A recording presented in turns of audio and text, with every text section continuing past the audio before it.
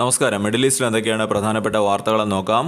American intelligence report പ്രകാരം China അടുത്ത ഏതാനും ആഴ്ചയ്ക്കുള്ളിൽ തന്നെ ഇറാനിലേക്ക് എയർ ഡിഫൻസ് സിസ്റ്റം നൽകാനായി തയ്യാറെടുക്കുന്നു എന്നാണ് ഇപ്പോൾ റിപ്പോർട്ടുകൾ പുറത്തു വരുന്നത്. മാൻപാഡ് എന്നറിയപ്പെടുന്ന ഷോൾഡർ ഫയർഡ് ആൻറ്റി എയർക്രാഫ്റ്റ് മിസൈലാണിത്. ഇത്തരത്തിലുള്ള സിസ്റ്റം താഴ്ന്നു പറക്കുന്ന ഹെലികോപ്റ്ററുകളെയും അതുപോലെ തന്നെ ഫൈറ്റർ ജെറ്റുകൾക്കും വലിയ രീതിയിലുള്ള ഭീഷണി ഉയർത്തുന്നുണ്ട്. അതായത് സീസ് ഫയർ നിലനിൽക്കുന്ന ഈ ഒരു സമയത്ത് തന്നെ ഇറാൻ കൂടുതൽ ആയുധങ്ങൾ വാങ്ങിക്കൂട്ടുകയാണ് എന്നാണ് ഈ ഒരു റിപ്പോർട്ടിൽ പറയുന്നത്. എന്നാൽ ചൈന ഇത്തരം ആയുധങ്ങൾ നേരിട്ട് അയക്കുന്നില്ല. അവർ മറ്റ് രാജ്യങ്ങളിലൂടെ റൂട്ട് ചെയ്ത് അയക്കാനായി ശ്രമിക്കുന്നു എന്നാണ് റിപ്പോർട്ടുകൾ പറയുന്നത്. അതായത് ചൈനയുടെ നേരിട്ടുള്ള പങ്ക് അത് മറയ്ക്കുന്നതിന് വേണ്ടിയിട്ടുള്ള ഒരു ശ്രമമാണ് ഇപ്പോൾ ചൈനയുടെ ഭാഗത്തു നിന്നുണ്ടാകുന്നത് എന്നാണ് ഈ ഒരു റിപ്പോർട്ടിൽ പറയുന്നത്. എന്നാൽ ചൈന ഒഫീഷ്യലി ഇത്തരം ആരോപണങ്ങൾ തള്ളിക്കളയുകയാണ്. ചൈന പറയുന്നത് തങ്ങൾ മറ്റു രാജ്യങ്ങൾക്കൊന്നും ആയുധങ്ങൾ നൽകുന്നില്ല എന്നാണ്. ഇവയിൽ തന്നെ ഏറ്റവും പ്രധാനപ്പെട്ടത് മാൻപാഡ് പോലെയുള്ള ആയുധങ്ങളാണ്. ഇവ ലോകത്ത് പല യുദ്ധങ്ങളിലും ഗെയിം ചേഞ്ചറായി തന്നെ അറിയപ്പെടുന്നുണ്ട്. അത്തരം യുദ്ധങ്ങളിൽ ഉപയോഗിച്ചിട്ടുള്ള യുദ്ധവിമാനങ്ങൾ തന്നെ താഴെ ഇറക്കിയ ചരിത്രവും ഇത്തരം ആയുധങ്ങൾക്കുണ്ട്. എന്തായാലും ഇത്തരമൊരു നീക്കം ഇറാനെ സംബന്ധിച്ച് നോക്കുമ്പോൾ അവർക്ക് വളരെയധികം ശക്തി പകരാൻ ഉതകുന്ന ഒരു കാര്യമായിട്ടാണ് ഈ ഒരു റിപ്പോർട്ടിൽ പറയുന്നത്. ഈ ഒരു വാർത്തയോട് ചേർന്ന് തന്നെ അമേരിക്കൻ പ്രസിഡന്റ് ആയിട്ടുള്ള ഡൊണാൾഡ് ട്രംപിൻ്റെ ഒരു പ്രസ്താവനയും വന്നിട്ടുണ്ട്. അദ്ദേഹം ഇപ്പോൾ ചൈനയ്ക്ക് കർശനമായിട്ടുള്ള ഒരു മുന്നറിയിപ്പാണ് നൽകുന്നത്.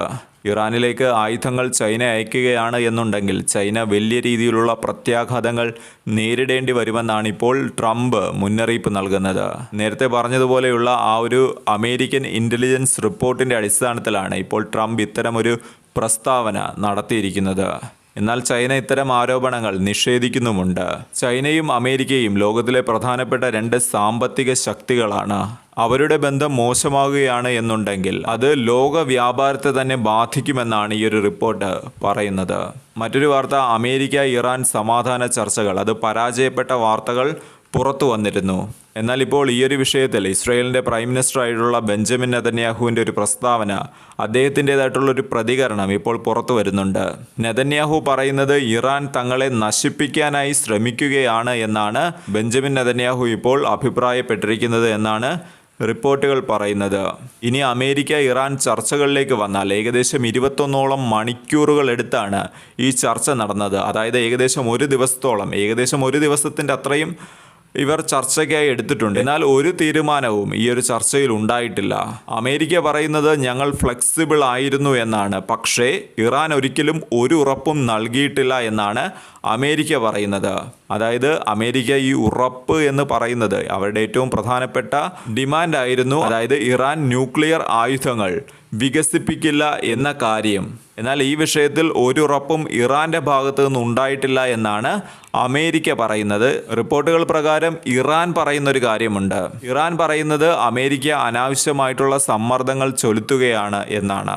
അമേരിക്കയുടെ ആവശ്യങ്ങൾ അത് അസാധാരണമാണ് എന്നും ഇറാൻ പറയുന്നുണ്ട്. സമാധാന ചർച്ചകൾ പരാജയപ്പെട്ടതോടുകൂടി ഇനി എന്താണ് സംഭവിക്കാൻ പോകുന്നത്? യുദ്ധം വീണ്ടും ശക്തമാകുമോ?